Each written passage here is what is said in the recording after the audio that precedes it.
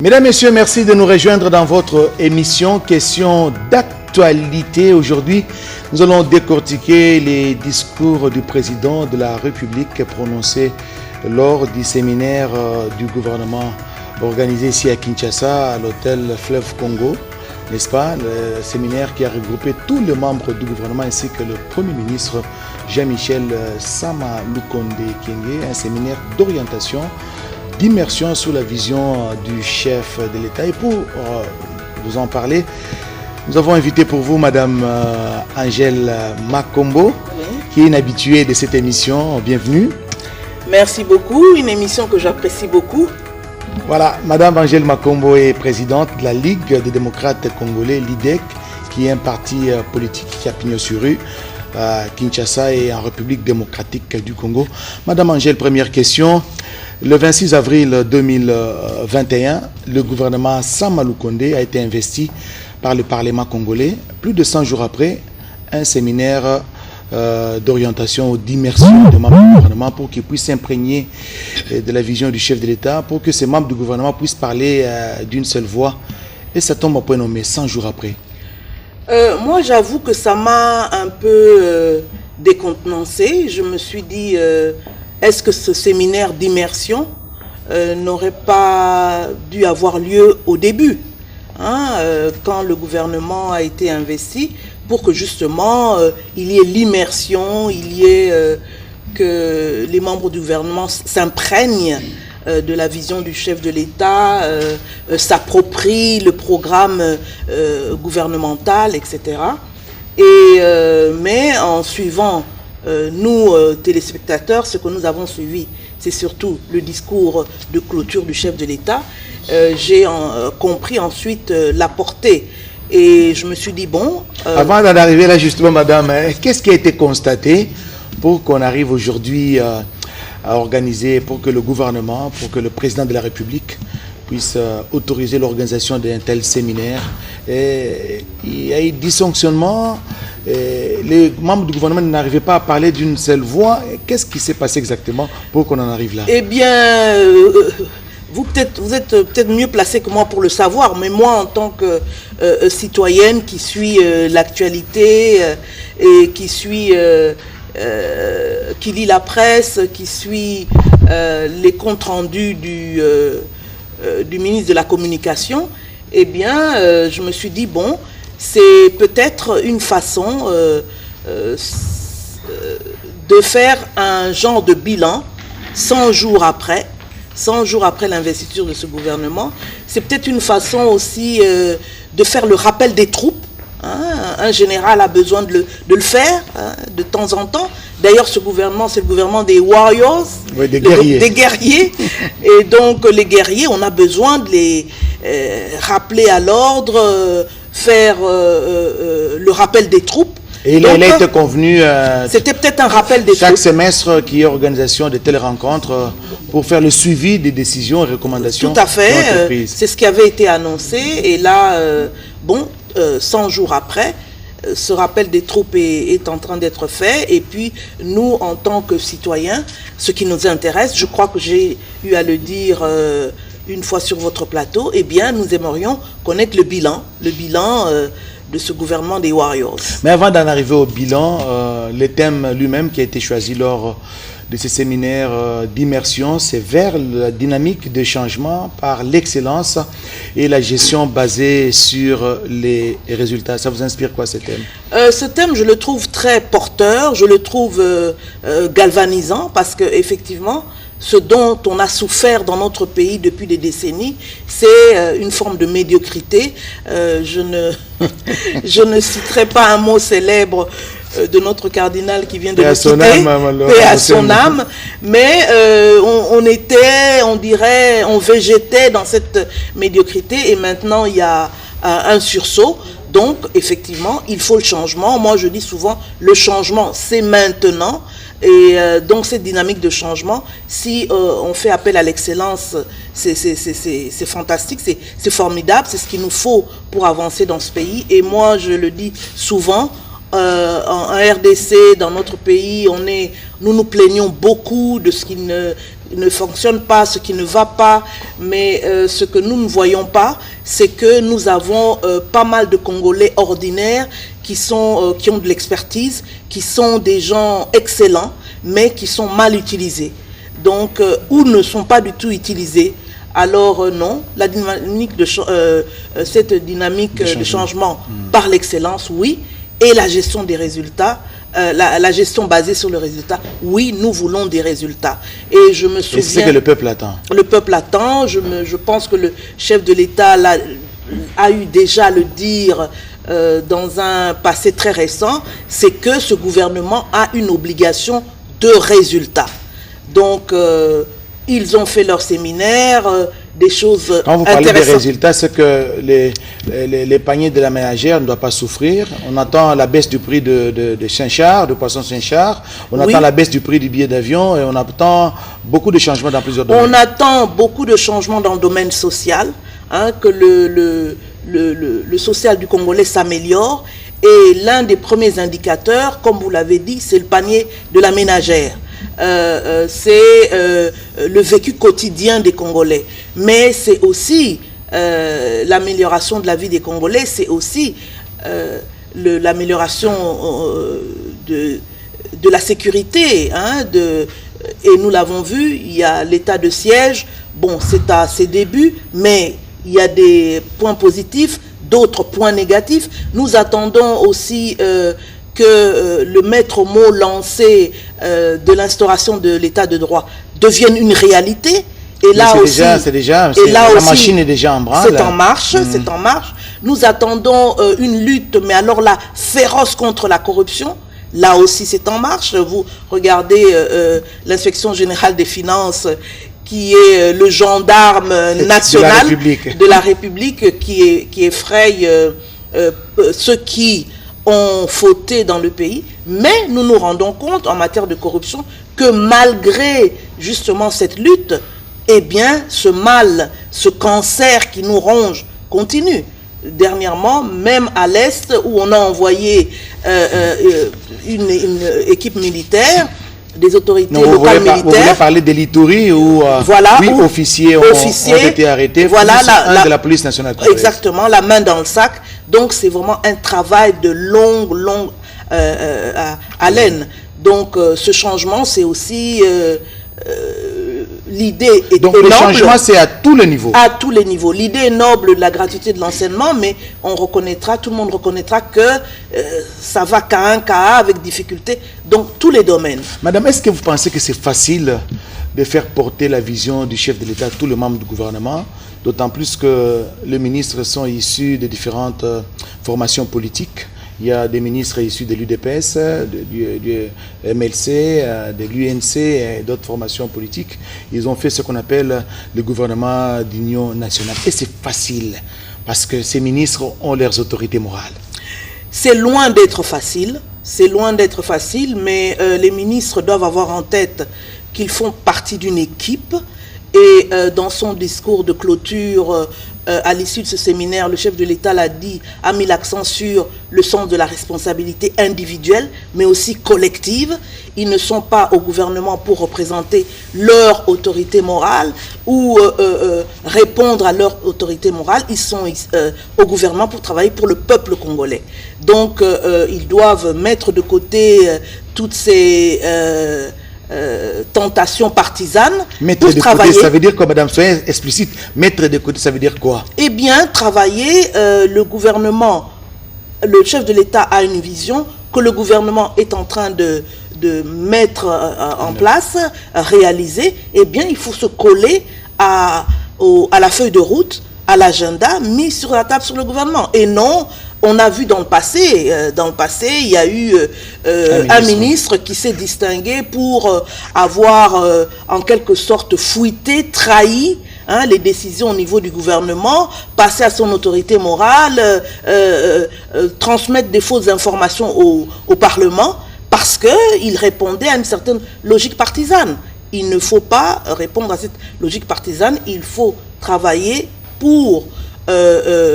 avoir un sens collectif, c'est une équipe, il faut que cette équipe gagne et travailler pour le peuple congolais. Raisonnons à contrario, oui. Si jamais les gouvernements, n'est-ce pas, dans lesquels figure un ministre, ne répond pas à l'idéologie de sa formation politique par rapport à la clause de conscience. Que doivent faire ces ministres? Eh bien, malheureusement, la conscience politique dans notre pays n'est pas très élevée. Hein. On a vu, il y a eu une multitude de cas dans le passé. Mais un ministre qui pense que il est au gouvernement, il a accepté d'être au gouvernement pour servir le peuple congolais, pour réaliser la vision du chef de l'État, mais à un moment donné, il se trouve en porte-à-faux avec la ligne de son parti, eh bien, c'est à lui de prendre sa décision. Ou bien il se soumet, ou il se démet. Hein? Ou il se démet. Un mot célèbre d'un homme politique français, Jean-Pierre Chevènement, un homme politique socialiste, il disait: un ministre, ça ferme sa gueule ou ça démissionne.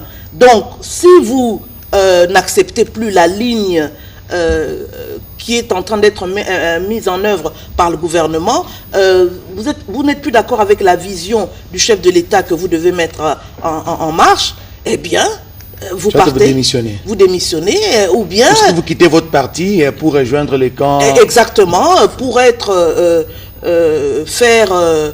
prêter fidélité d'abord au peuple congolais, travailler pour le peuple congolais. Vous n'êtes pas là pour travailler pour une autorité morale ou une personnalité, vous êtes là pour travailler pour le peuple congolais. Si le ministre n'a pas compris cela, eh bien c'est qu'il n'a pas compris le sens de sa mission. Madame, je sais que c'est compliqué, vous l'avez dit vous-même qu'au Congo on n'a pas cette culture-là. On a vu 2 ministres abandonner, quitter leur autorité morale et être collés, disons, à l'autorité qui dirige le pays. Ça s'est fait, il y a des cas qui sont légion.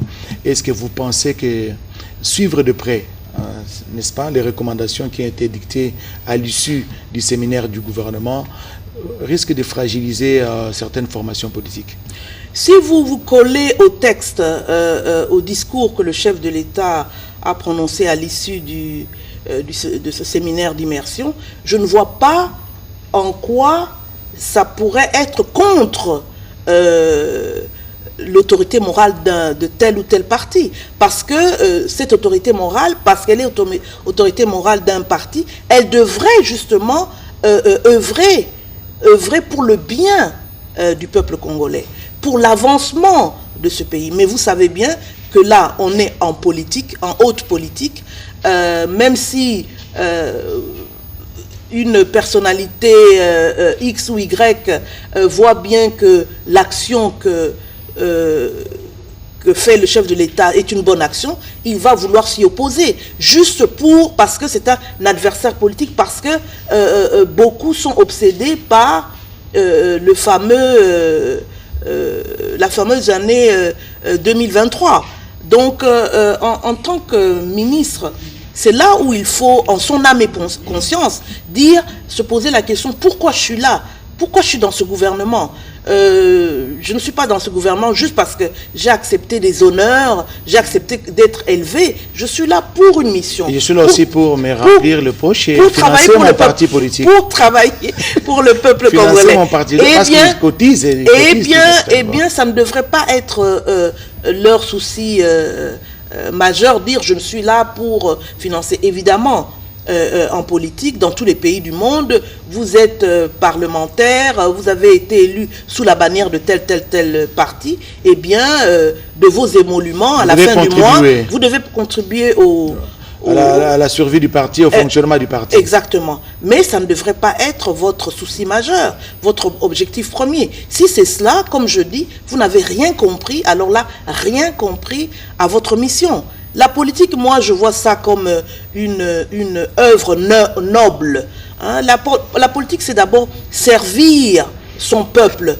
Donc, quand vous sentez, ah non, là, la ligne que veut prendre le gouvernement, ça ne correspond pas par exemple, à la vision de mon parti, eh bien, c'est à votre conscience de dire, comme vous l'avez dit, je quitte cette ligne du parti parce que ce n'est pas la bonne, je joue collectif avec cette équipe gouvernementale pour sa réussite, quitte à me séparer de mon parti, ou alors vous décidez de partir. Mais vous le savez, dans notre pays, on n'a pas cette culture de responsabilité politique, on préfère rester là. On préfère rester là pour les honneurs, on préfère rester là pour le gain que ça vous rapporte et être totalement en porte-à-faux avec vos convictions, si vous avez des convictions. Parce qu'il y en a qui n'ont même pas de convictions. Voilà madame, voilà, nous allons parler en termes d'incidence de ces séminaires d'immersion organisés en faveur de membres du gouvernement. Quelle est l'incidence immédiate de ces séminaires? Qu'est-ce que ça va porter comme changement? Il y a eu beaucoup de séminaires, les termes ont changé, séminaires d'immersion, séminaires d'orientation, séminaires de ceci, là. Mais dans la pratique, on n'a pas senti ce changement-là. Est-ce que vous pensez que cette fois-ci, c'est la bonne? Eh bien, c'est un peu tôt pour le dire. Hein. Nous, de l'extérieur, sentir si cette fois-ci c'est la bonne. Mais en tout cas, c'est une bonne initiative. Quand on a une équipe de cette envergure au sommet de l'État, il faut absolument avoir une cohésion dans cette équipe. Et pour avoir une cohésion, il faut que tout un chacun dans l'équipe comprenne bien les objectifs qui ont été fixés, s'approprie ces objectifs. Et puis qu'on se mette d'accord sur les méthodes. Chaque ministère, évidemment, a certainement sa recette interne dans le ministère, etc. Mais en règle générale, quelles sont les méthodes de travail que le gouvernement adopte? Et moi, je pense que l'un des principes, en tout cas, qui devrait guider les ministres, c'est la transparence. Hein? On a parlé de une gestion basée sur les résultats. Oui, des résultats, nous en voulons. Nous voulons une lutte acharnée contre la corruption. Les antivaleurs. Les antivaleurs. Nous ne voulons pas avoir de népotisme. Et je ne sais pas si dans leur séminaire, ils ont parlé de ça, mais une question absolument essentielle, centrale pour moi, c'est éviter le népotisme. Vous savez, sous Mobutu, c'était interdit. C'était interdit qu'un ministre dans son cabinet y mette toute sa famille, toute sa tribu. Même s'ils n'ont pas les profils voulus. Voilà. Aujourd'hui, on ne regarde plus cela. Vous allez dans un ministère, en tout cas le gouvernement passé, vous êtes absolument estomaqué de voir que dans ce ministère, il y a les oncles, les tantes. Même aujourd'hui, dans certains ministères, c'est comme ça. Eh bien, ça ne devrait pas l'être. On devrait... Les Dirkab, c'est un oncle, les Dirkaba, c'est un cousin. Et le Premier ministre... L'assistante, c'est une nièce. Voilà. Pour être plus en sécurité. Voilà.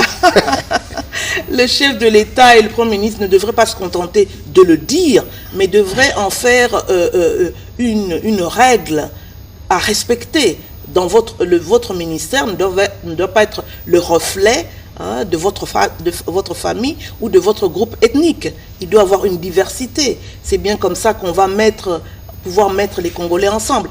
Toutes ces règles-là, il faut bien les établir et veiller à ce que ça soit respecté.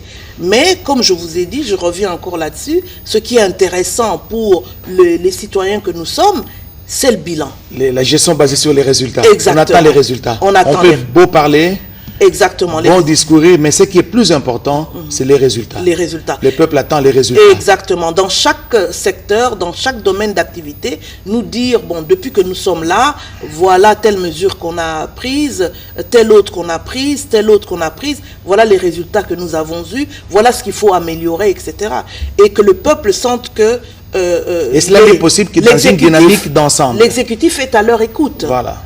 Donc, cela n'est possible que dans une dynamique d'ensemble. Vous avez parlé de la cohésion des membres du gouvernement. Oui. Si je comprends bien, à l'issue de ces séminaires d'immersion, il n'y aura plus de communication sectorielle.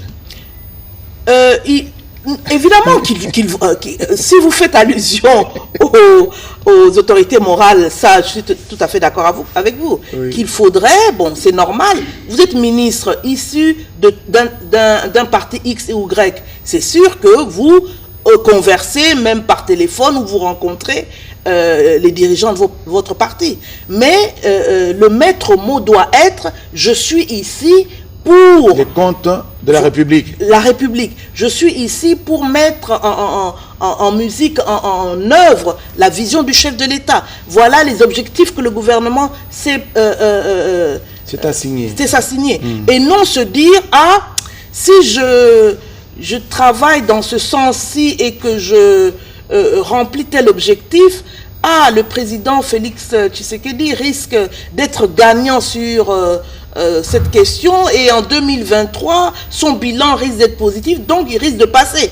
Alors là, si vous êtes dans ce jeu-là, c'est malheureux. Si vous êtes dans ce jeu-là, il faudrait que vous quittiez l'équipe. Mais comme vous le savez, personne ne va quitter l'équipe. Moi, j'ai même entendu dire qu'il y a des ministres, 1 ou 2 ou 3, dont l'autorité morale n'est plus tellement en odeur de sainteté avec le chef de l'État, dire, eh bien non, moi si on me demande de partir, je ne pars pas, je reste. Donc vous voyez que...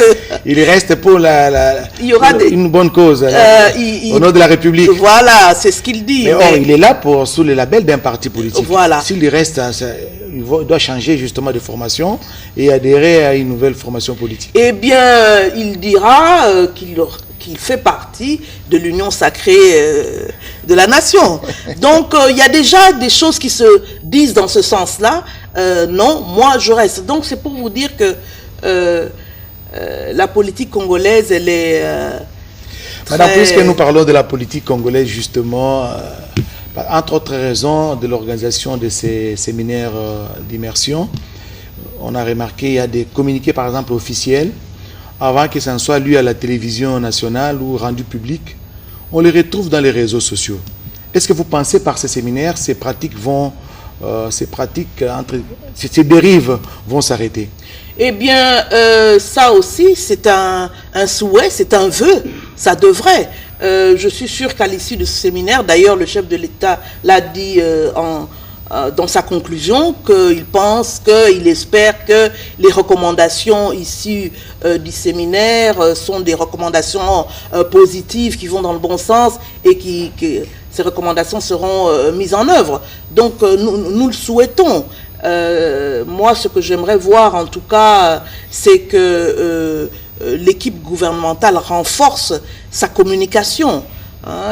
Il ne suffit pas d'avoir un ministre de la communication pour l'ensemble du gouvernement. Il faudrait qu'au niveau des ministères aussi, que nous puissions savoir pourquoi une telle décision est prise, quels sont les résultats de la mise en œuvre de cette décision, etc. etc. Dans mon domaine de prédilection, par exemple, les affaires étrangères, voilà. Eh bien, je l'ai toujours dit, aux Nations Unies où j'ai travaillé pendant plus de 20 ans, eh bien, tous les jours... Et je rappelle que vous avez été conseillère de Kofi Annan, c'est ça? Voilà, c'est ça, voilà. Conseillère politique principale. Eh bien, tous les jours, au midi 15, il y avait un briefing du porte-parole qui... sans rentrer dans le secret des débats internes, des discussions internes, qui dressait le bilan des préoccupations. Donc, chaque soir, avant de vous séparer, vous avez un débriefing ou le matin? Non, déjà le matin, toute l'équipe, c'était il appelait ça la prière du matin. Ça n'avait pas besoin d'être long, 30 minutes autour de lui et quelles sont les priorités du moment. Quelles sont les questions, où vous en êtes, etc. Et il ne faut pas de longs discours, 1 minute à chacun. Bon. Mais moi, je parle, ça c'était en interne, mais je parle de cette communication pour l'extérieur. Oui. Hein, pour l'extérieur et pour les Nations Unies, c'était pour les pays membres, pour les citoyens du monde, etc. Il y avait le porte-parole qui, tous les midis à midi 15, donnait un bref. D'ailleurs, on l'appelait briefing parce que c'est bref. Voilà. Donc, où on en est, quelles sont les priorités, quels sont les centres de préoccupation. On va très très vite. Mais dans certains cabinets, parfois les ministres ne rencontrent même pas son DIRCAB, ils travaillent comme ça parce qu'il a été recommandé, il ne l'associe pas dans des dossiers. C'est ça. Parce que quand le chef de l'État dit ce séminaire d'immersion a été l'occasion d'une retraite stratégique pour faire le diagnostic de la situation du pays, mais pour aussi vous approprier les objectifs, vous approprier, définir ou préciser ou affiner les méthodes de travail, etc. Eh bien, c'est le moment.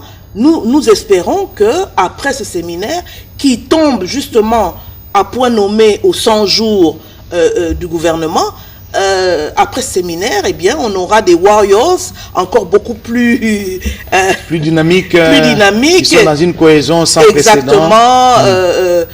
Très affûtés, ils ont affûté leurs armes, ils ont une vision claire de ce qu'ils ont à faire, ils réajustent ce qu'il faut réajuster. C'est ce que nous attendons. Nous attendons plus d'efficacité, nous attendons justement des résultats. Et nous attendons des résultats à tous les niveaux. À tous les niveaux. Et là, il faut que le Premier ministre... Et les résultats, comme je vous l'ai dit, doivent nous être communiqués. J'espère qu'à un moment donné, il y aura un genre de... Ça n'a pas besoin d'être formel de façon officielle, mais la presse, on peut vous inviter de la presse, voilà, dans le domaine de la santé, voilà où nous en étions, on a tel défi, tel challenge, voilà ce que nous avons fait, telle action, telle autre action, mais pour telle action, ça n'a peut-être pas bien marché, nous voulons redresser. Bon, en matière d'éducation, la gratuité en est à tel point, à l'ESU, voilà les revendications. Dans le domaine de la santé. Voilà, le peuple a besoin d'être tenu au courant. C'est le moment pour le Premier ministre, parce qu'il avait décliné son programme du gouvernement lors de son investiture le 26 avril dernier, devant le Parlement. Samalou Koundé avait défini son programme dans tous les secteurs. Voilà. Moi, je pense que c'est le moment où de marquer un temps d'arrêt avec tous ces ministres. 100 jours après, j'avais demandé de faire ça et ça et ça. Qu'est-ce qui a été fait au jour d'aujourd'hui, je pense, à ce niveau-là. Et moi, c'est que j'imagine peut-être que le séminaire a servi aussi à cela. Hein, ils ont marqué un temps d'arrêt. C'est bon, même dans nos vies personnelles, de prendre parfois un temps de pause, d'aller en retraite. Hein, retraite, ça ne veut pas seulement dire religieux, mais eux, le chef de l'État a parlé de retraite stratégique. Donc, il est bon de prendre des retraites stratégiques, dire, bon, où en suis-je dans ma vie en ce moment? J'avais, en début d'année 2021 commencé, j'avais telle résolution, où en suis-je? Puisque maintenant, on est déjà passé à la deuxième partie de l'année. Bon, moi, je pense qu'au niveau gouvernemental, c'était un peu ce genre d'exercice. Et d'après le discours aussi, nous apprenons que les échanges ont été très fructueux, très denses, très riches et ont été francs. Bon, alors, ça ne peut que nous donner un meilleur gouvernement des Warriors après ce séminaire. Alors, en tant qu'analyste politique, vous êtes présidente nationale de la Ligue des démocrates congolais, l'IDEC. En tant qu'analyste politique, vous suivez de près la situation politique dans notre pays, la RDC. Il y a des ministères, entre guillemets, qui ont décollé, il y a d'autres qui traînent les pas. Que faudra faire le Premier ministre pour que cette dynamique des changements puisse toucher tous les ministres? Eh bien, au début de sa prise de fonction et puis après l'investiture au Parlement, il y avait un plan d'action, un programme, il y avait une feuille de route.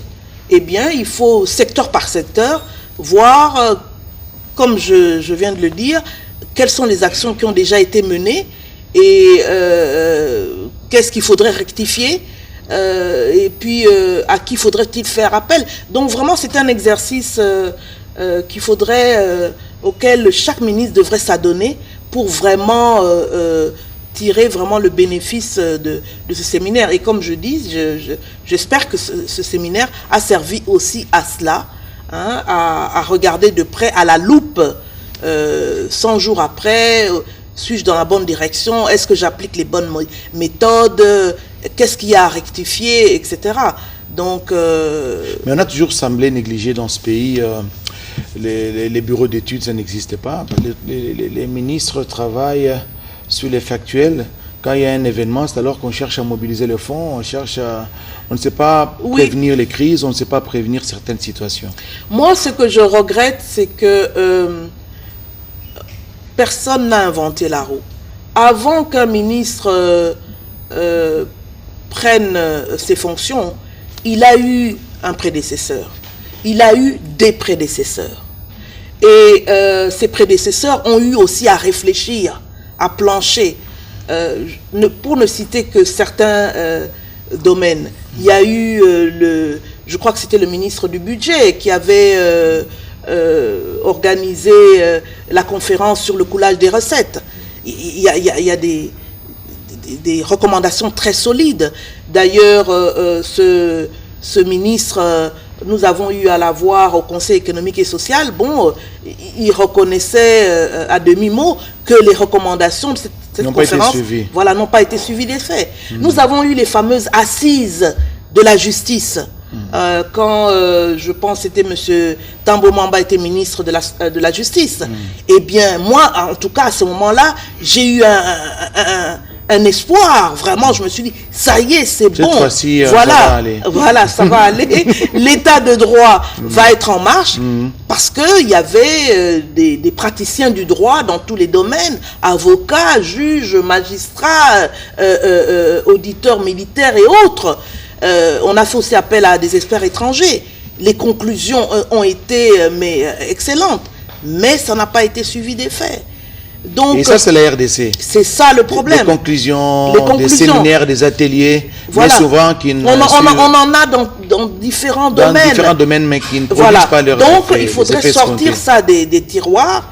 Et rappelez-vous même les recommandations, les concertations nationales. Hein, il y avait de très bonnes recommandations, mais une fois terminé, bon. Dans les tiroirs. Dans les tiroirs. Donc on devrait déjà dépoussiérer tout ça, sortir des tiroirs, voir ce qu'on peut retenir, voir ce qu'on peut appliquer. Mais une autre chose que je regrette, c'est que nos dirigeants ont l'air de ne pas se rendre compte que l'expertise existe au niveau national.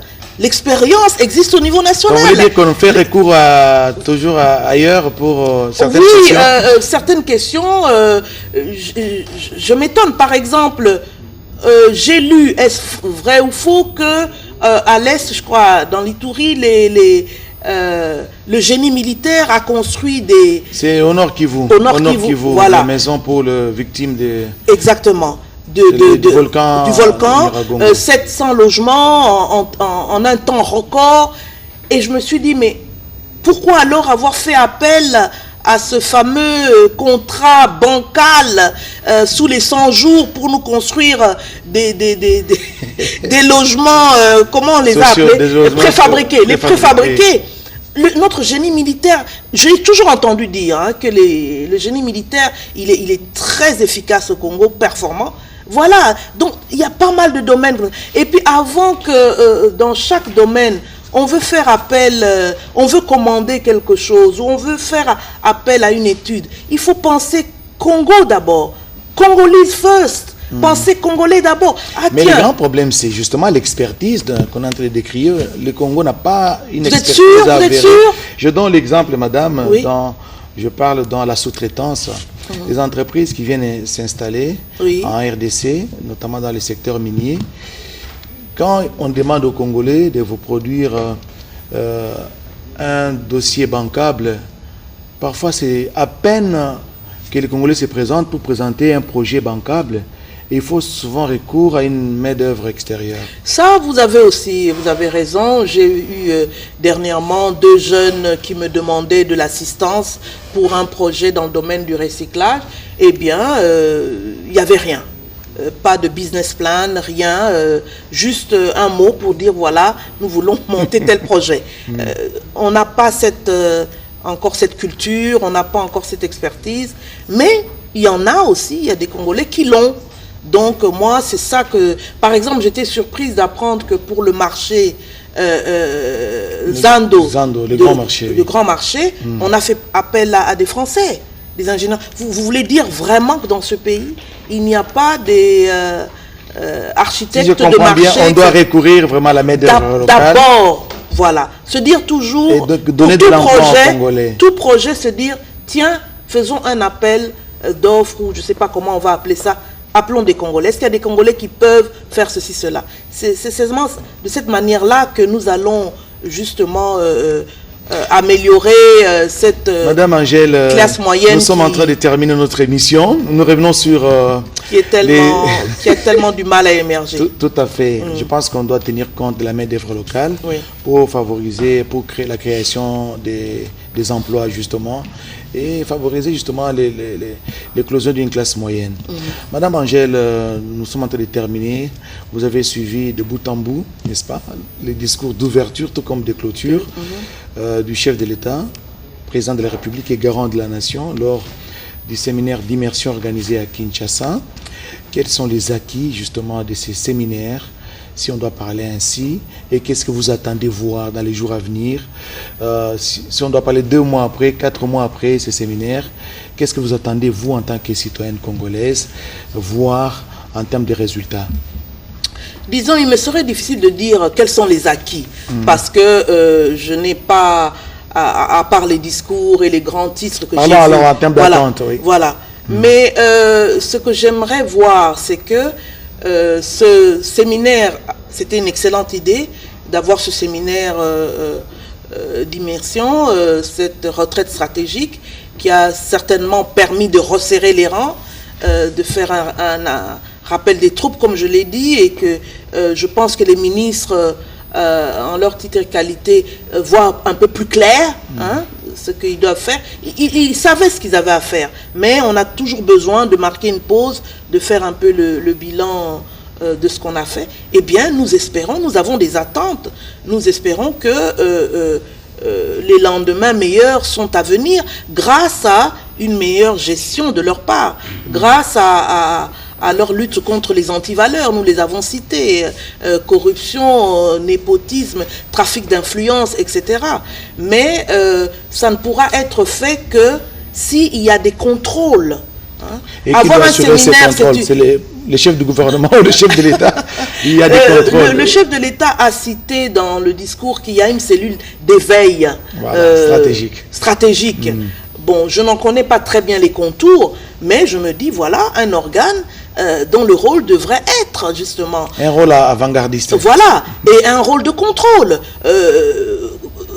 Cellule d'éveil, oui, mais cellule aussi de contrôle. Vous aviez telle feuille de route à réaliser, vous en êtes où? Bon. Et le Premier ministre, alors, c'est ça qu'il faut. Voilà, il y a évidemment, la tâche est titanesque, il y a beaucoup à faire, mais... on réussit dans ce genre de tâches énormes quand on sait s'entourer de bons collaborateurs. Et donc, le chef de l'État a vu juste en organisant ces séminaires, oui. La confiance n'exclut pas le contrôle. Il ne faut pas une confiance aveugle. Il faut mettre en place des mécanismes de contrôle. Et on a beaucoup parlé de numérisation. Eh bien, c'est aussi, ça passe le contrôle à l'heure d'aujourd'hui, passe par la numérisation. Madame Angèle Makombo, merci d'avoir accepté de nous rejoindre dans cette émission pour commenter. C'était un plaisir, monsieur Oscar. Vraiment, merci beaucoup. Mesdames, messieurs, nous sommes arrivés à la fin de notre émission. Nous avons décortiqué les discours du chef de l'État. Nous avons longuement échangé sur les séminaires d'immersion organisés au Fleuve Congo Hotel ici à Kinshasa pour que tous les membres du gouvernement, tous les ministres, en commençant par les premiers ministres, que tous puissent porter la vision du chef de l'État, cette vision basée sur la dynamique des changements, par l'excellence et la gestion basée sur les résultats. Tout le monde attend les résultats.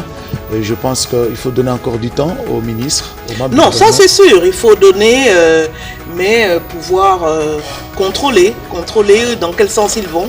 Voilà. Merci de nous avoir suivis. Excellente journée ou soirée à tous. Au revoir.